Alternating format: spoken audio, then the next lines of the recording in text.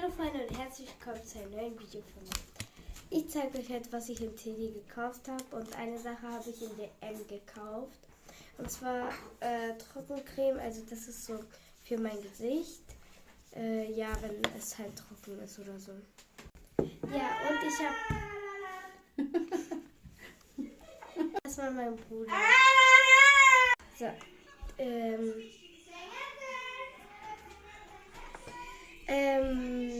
Slime von Teddy. Ich habe vergessen, wie viel das gekostet hat. Ich kann mir das nicht merken. Dann noch das. Also auch so gesagt Slime-Knete.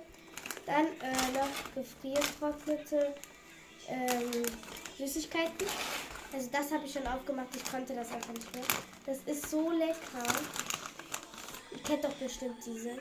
Und ich mag genau diese.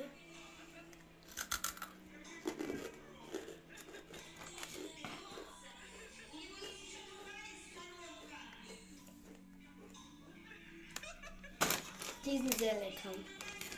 Ein bisschen zu lecker. Perfekt aufgemacht. Ein bisschen. So. Oha, guck mal, wie mini sie sind. Das habe ich nicht erwartet. Ich kann mich nicht erinnern, was das ist.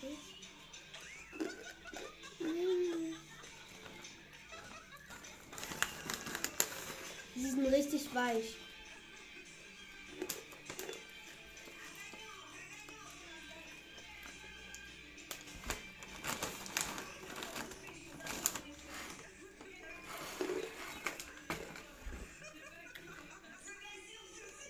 Okay. Wir testen diesen Slime.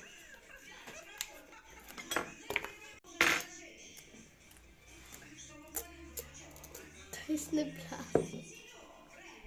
Egal, ich lasse das so.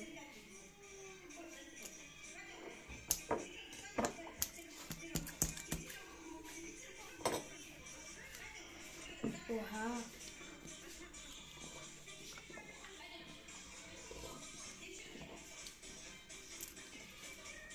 Wir nehmen zuerst ein bisschen. Das so. Ich wusste, dass das so wird. Deswegen habe ich das auch genommen. Ich wollte das eigentlich immer nehmen, weil ich in Teddy war. Aber halt. Es ist halt Kacke. Deswegen habe ich das nicht genommen. Leute, kann das auch putzen?